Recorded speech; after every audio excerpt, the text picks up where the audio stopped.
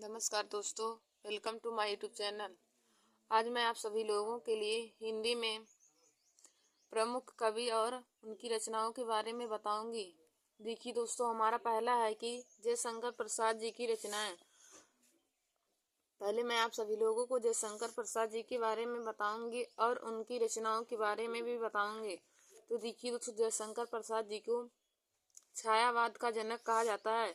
यदि पूछे क्वेश्चन में कि छायावाद का जनक किसे कहा जाता है, तो आप लोग बताएंगे कि छायावाद का जनक जयशंकर प्रसाद जी को कहा जाता है। छायावाद का जनक जयशंकर प्रसाद जी को कहा जाता है। और यदि पूछे कि हिंदी का कलाधर किसे कहा जाता है, हिंदी का कलाधर किस कवि को कहा जाता है, या फिर हिंदी का कलाधर किसे कहा जाता है, तो देखिए दोस्तों, हिंदी का कलाधर जयशंकर प्रसाद जी को कहा जाता है। और छायावाद का जनक भी जयशंकर प्रसाद को कहा जाता है। फिर देखिए दोस्तों, जयशंकर प्रसाद जी की कौन कौन सी रचनाएं हैं, तो इनकी रचनाएं हैं झरना है, आंसू, झरना, आंसू, कंकाल, कामायनी, स्कंदगुप्त, चंद्रगुप्त, कानन कुसुम, करुणालय, चित्राधार, प्रेम पथिक और महाराणा का महत्व। महाराणा का महत्व, यही सब जयशंकर प्रसाद जी की रचनाएं हैं। और देखिए दोस्तों, आंसू, लहर और कामायनी, यह सब तीनों रचनाएं रस सिद्ध रचना है। जयशंकर प्रसाद जी की आंसू, लहर और कामायनी तीनों रस सिद्ध रचनाएं हैं। और देखिए दोस्तों, यदि पूछे कि जयशंकर प्रसाद जी का महाकाव्य कौन सी रचना है, कौन सी ऐसी उनकी रचना है जो महाकाव्य है, तो देखिए दोस्तों, कामायनी जयशंकर प्रसाद जी की एक महाकाव्य है। कामायनी उनकी महाकाव्य है। तो जयशंकर प्रसाद जी की रचनाएं हो जाएगा झरना, आंसू, कंकाल, कामायनी, स्कंदगुप्त, चंद्रगुप्त, कानन कुसुम, करुणालय, चित्राधार, प्रेम पथिक और महाराणा का महत्व। महाराणा का महत्व, यह सब जयशंकर प्रसाद जी की रचनाएं हैं। और देखिए दोस्तों, जयशंकर प्रसाद जी को छायावाद का जनक कहा जाता है। यदि क्वेश्चन में पूछे कि छायावाद का जनक किस कवि को कहा जाता है, तो आप बताएंगे कि छायावाद का जनक जयशंकर प्रसाद जी को कहा जाता है। फिर अगला क्वेश्चन क्या बनता है कि हिंदी का कलाधर किसे कहा जाता है, तो देखिए दोस्तों, हिंदी का कलाधर भी जयशंकर प्रसाद को कहा जाता है। और दोस्तों, एक क्वेश्चन और बनता है कि जयशंकर प्रसाद जी का अधूरा उपन्यास कौन सा है। जयशंकर प्रसाद जी का अधूरा उपन्यास कौन सा है, तो दोस्तों, जयशंकर प्रसाद जी का अधूरा उपन्यास है इरावती है। जयशंकर प्रसाद जी का अधूरा उपन्यास है इरावती है। फिर हमारा अगला है कि अगला हम किस कवि के बारे में जानेंगे, तो अगला देखिए दोस्तों, प्रेमचंद जी की रचनाएं के बारे में जानेंगे हम। अगला हमारा है प्रेमचंद जी की रचनाएं।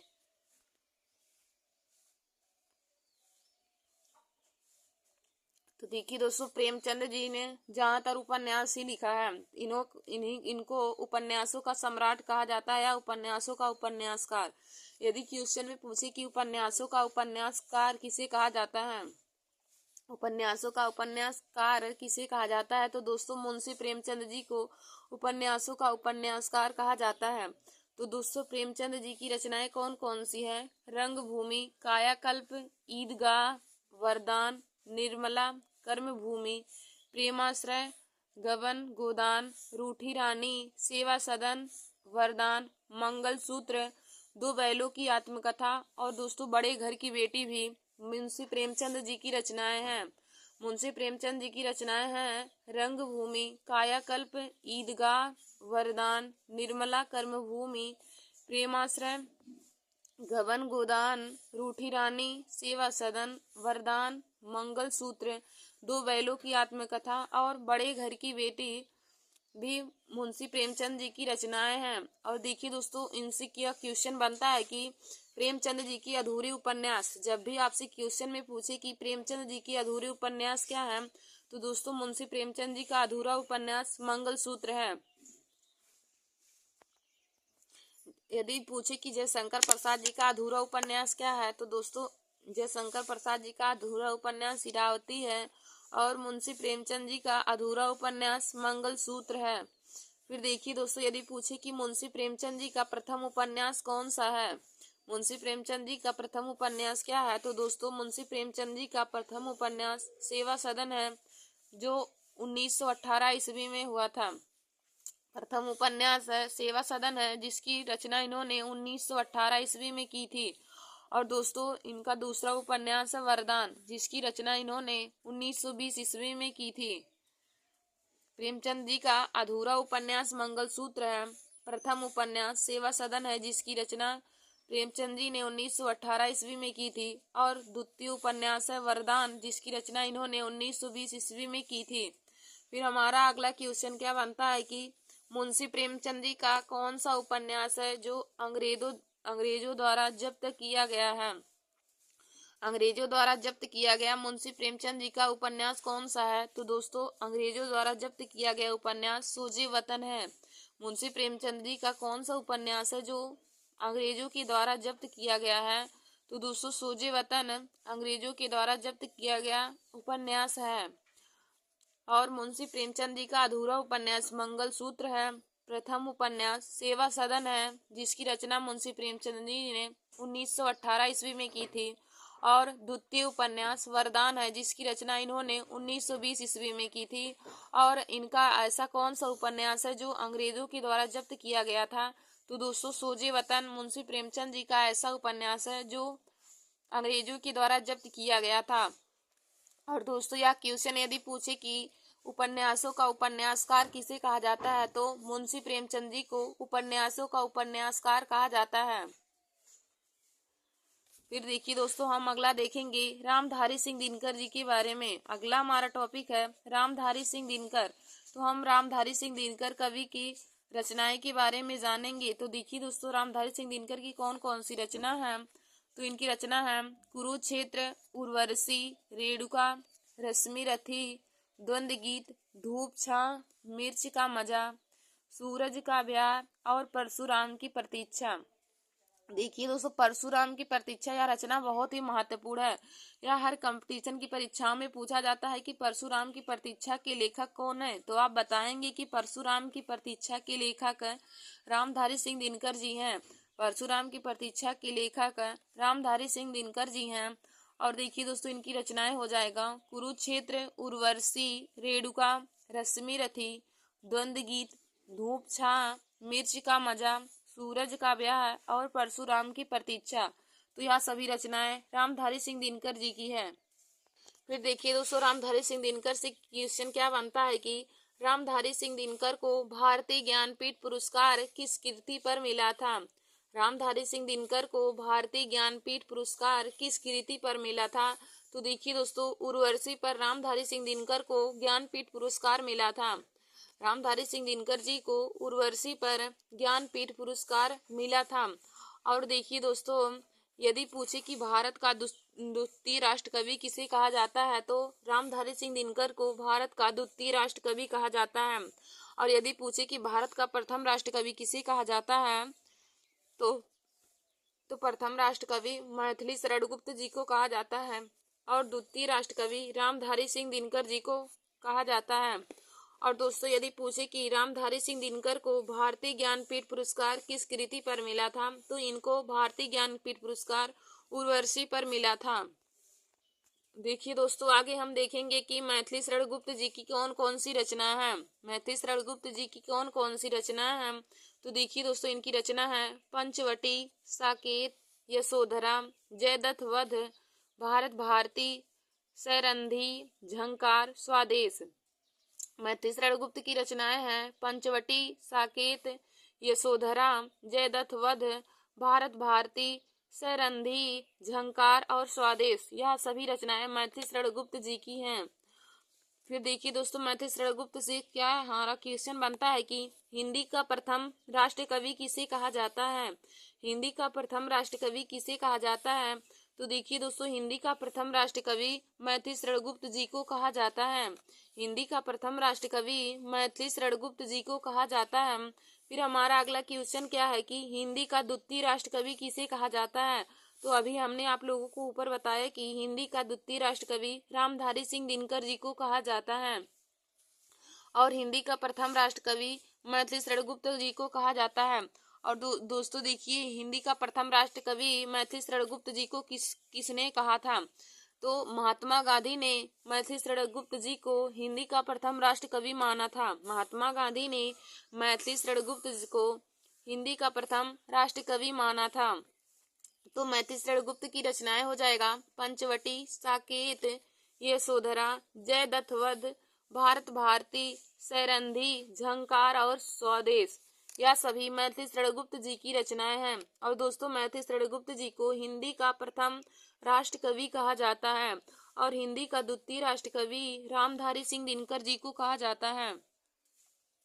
फिर देखिए दोस्तों हमारा अगला है सूर्यकांत त्रिपाठी निराला जी की रचनाएं। आगे हम देखेंगे सूर्यकांत त्रिपाठी निराला जी की कौन कौन सी रचना है। तो देखिए दोस्तों सूर्यकांत त्रिपाठी निराला जी की रचनाएं हैं कुकुरमुत्ता, अड़िमा, परिमल, तोड़ती पत्थर, गीतिका, बेला, अनामिका, आराधना, अर्चना, नए पत्ते और तुलसीदास। सूर्यकांत त्रिपाठी निराला की रचनाएं हैं कुकुरमुत्ता, अड़िमा, परिमल, तोड़ती पत्थर, गीतिका, बेला, अनामिका, आराधना, अर्चना, नए पत्ते और तुलसीदास। तुलसीदास भी सूर्यकांत त्रिपाठी निराला की रचनाएं हैं। अब देखिए दोस्तों सूर्यकांत त्रिपाठी निराला के बारे में हम जानेंगे तो हमारा इनसे क्वेश्चन क्या बनता है कि हिंदी के क्रांतिकारी कवि किसे कहा जाता है। हिंदी के क्रांतिकारी कवि किसे कहा जाता है। तो दोस्तों देखिए सूर्यकांत त्रिपाठी निराला जी को हिंदी के क्रांतिकारी कवि कहा जाता है। जब भी क्वेश्चन में पूछे कि हिंदी का क्रांतिकारी कवि किसे कहा जाता है तो दोस्तों हिंदी का क्रांतिकारी कवि सूर्यकांत त्रिपाठी निराला जी को कहा जाता है। फिर हमारा अगला क्वेश्चन है कि हिंदी की आत्मा के नाम से किस कवि को जाना जाता है। हिंदी की आत्मा के नाम से किस कवि को जाना जाता है। तो देखिए दोस्तों हिंदी की आत्मा के नाम से माखनलाल चतुर्वेदी को जाना जाता है। हिंदी की आत्मा के नाम से माखनलाल चतुर्वेदी को जाना जाता है। और दोस्तों माखनलाल चतुर्वेदी की जो दो रचनाएं बहुत ही महत्वपूर्ण है। नंबर 1 है हिम तरंगिणी, नंबर 2 है हिम किरीटिनी। नंबर 1 हिम तरंगिणी और नंबर दूसरा है हिम किरीटिनी। यह माखनलाल चतुर्वेदी की बहुत ही प्रमुख दोनों रचनाएं हैं और माखनलाल चतुर्वेदी को हिंदी की आत्मा के नाम से जाना जाता है। और दोस्तों हिंदी के क्रांतिकारी कवि पूछे कि हिंदी के क्रांतिकारी कवि किसे कहते हैं। तो दोस्तों हिंदी के क्रांतिकारी कवि सूर्यकांत त्रिपाठी निराला जी को कहा जाता है। हिंदी का क्रांतिकारी कवि सूर्यकांत त्रिपाठी निराला जी को कहा जाता है। फिर हम आगे देखेंगे कि केशवदास की रचनाएं। केशवदास की कौन कौन सी रचनाएं हैं। तो देखिए दोस्तों रसिक प्रिया, कवि प्रिया, रामचंद्रिका, नखशिखा, चंद्रमाला, रतन बावनी, यह सभी केशवदास की रचनाएं हैं। रसिक प्रिया, कवि प्रिया, रामचंद्रिका, नखशिखा, चंद्रमाला, रतन बावनी, यह सभी केशवदास की रचनाएं हैं। और देखिए दोस्तों यदि हमारा क्वेश्चन पूछे कि कठिन काव्य का प्रेत किसे कहा जाता है। कठिन काव्य का प्रेत किस कवि को कहा जाता है। तो देखिए दोस्तों कठिन काव्य का प्रेत केशवदास जी को कहा जाता है। कठिन काव्य का प्रेत केशवदास को कहा जाता है। और केशवदास की रचनाएं हैं रसिक प्रिया, कवि प्रिया, रामचंद्रिका, नखशिखा, चंद्रमाला, रतन बावनी।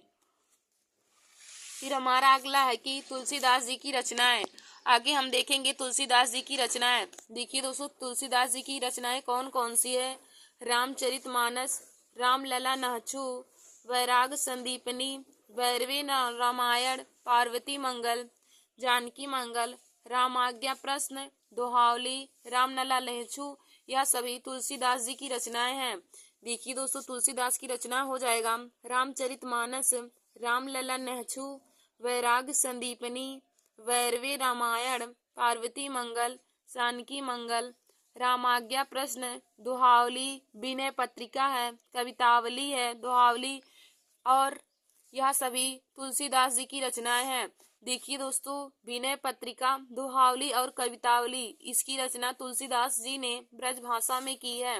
विनय पत्रिका, दोहावली और कवितावली, इन तीनों की रचना तुलसीदास जी ने ब्रज भाषा में की है। और यदि पूछे कि रामचरितमानस की रचना किस भाषा में हुई है। तो देखिए दोस्तों रामचरितमानस की रचना अवधी भाषा में हुई है। रामचरितमानस की रचना तुलसीदास जी ने अवधी भाषा में किया है। यह क्वेश्चन हर बार ही हर कंपटीशन की परीक्षाओं में पूछा जाता है कि रामचरितमानस किस भाषा में लिखा गया है। तो देखिए दोस्तों रामचरितमानस अवधी भाषा में लिखा गया है। रामचरितमानस अवधी भाषा में लिखा गया है। और पूछता है कि विनय पत्रिका किस भाषा में लिखा गया है, तो दोस्तों विनय पत्रिका ब्रज भाषा में लिखा गया है और रामचरितमानस अवधी भाषा में लिखा गया है। देखिए दोस्तों, यदि पूछे कि रामचरितमानस में कितने कांड होते हैं, तो दोस्तों रामचरितमानस में 7 कांड होते हैं। रामचरितमानस में 7 कांड होते हैं। सबसे छोटा कांड है किष्किंधा कांड और सबसे बड़ा कांड का नाम है बाल्य कांड। देखिए दोस्तों, जब भी पूछे कि रामचरितमानस में कितने कांड होते हैं, तो आप बताएंगे कि रामचरितमानस में 7 कांड होते हैं। सबसे छोटा कांड है किष्किंधा कांड और सबसे बड़ा कांड है बाल्य कांड। फिर देखिए दोस्तों, हमारा अगला क्वेश्चन है कि मैथिल कोकिल किसे कहा जाता है या मैथिल कोकिला किस कवि को कहा जाता है। तो देखिए दोस्तों, मैथिल कोकिला विद्यापति को कहा जाता है। और यदि पूछे कि कीर्ति लता कीर्ति पताका किसकी रचना है, कीर्ति लता और कीर्ति पताका किसकी रचना है, तो देखिए दोस्तों, कीर्ति लता और कीर्ति पताका दोनों ही रचनाएं विद्यापति की है। और विद्यापति को मैथिल कोकिला के नाम से भी जाना जाता है। जब भी पूछे कि मैथिल कोकिला के नाम से किस कवि को जाना जाता है, तो आप बताएंगे विद्यापति को मैथिल कोकिला के नाम से जाना जाता है। फिर दोस्तों, हमारा अगला क्वेश्चन है कि किसे उग्र कवि के रूप में जाना जाता है। तो देखिए दोस्तों, पांडे विचैन शर्मा जी का पूरा नाम होता है पांडे विचैन शर्मा उग्र। तो उग्र कवि के नाम से पांडे विचैन शर्मा जी को ही जाना जाएगा। और इनकी और रचनाएं हैं उसकी माँ, खुदाराम, गंगा, गंगा दत्त व गांगी। यह सभी रचनाएं पांडे विचैन शर्मा उग्र जी की है। तो देखिए दोस्तों, आज मैंने आप सभी लोगों के लिए हिंदी में प्रमुख हिंदी साहित्य से संबंधित प्रमुख कवि और उनकी कुछ रचनाएं के बारे में बताया है और उनसे संबंधित क्वेश्चन भी बताया है। तो दोस्तों, आप लोग हमारे इस वीडियो को जरूर देख लीजिए, क्योंकि यह video group D, RRB, NTPC, UPP और सभी कंपटीशन की परीक्षाओं के लिए बहुत ही महत्वपूर्ण है। जिनमें हिंदी पूछा जाता है उनके लिए यह वीडियो बहुत ही महत्वपूर्ण है। देखिए दोस्तों, ऐसे ही क्वेश्चन हर कंपटीशन की परीक्षाओं में पूछे जाते हैं। तो आप लोग हमारे इस वीडियो को जरूर देख लीजिए और अपने दोस्तों में भी शेयर कर लीजिए। धन्यवाद दोस्तों, ऐसे हमारे वीडियो को देखने के लिए। और हिंदी, जीके और मैथ और रीजनिंग की सभी टॉपिक को पाने के लिए आप सभी लोग हमारे YouTube channel Nancy success classes को सब्सक्राइब कर लीजिए और अपने दोस्तों में शेयर करना ना भूलें। धन्यवाद दोस्तों।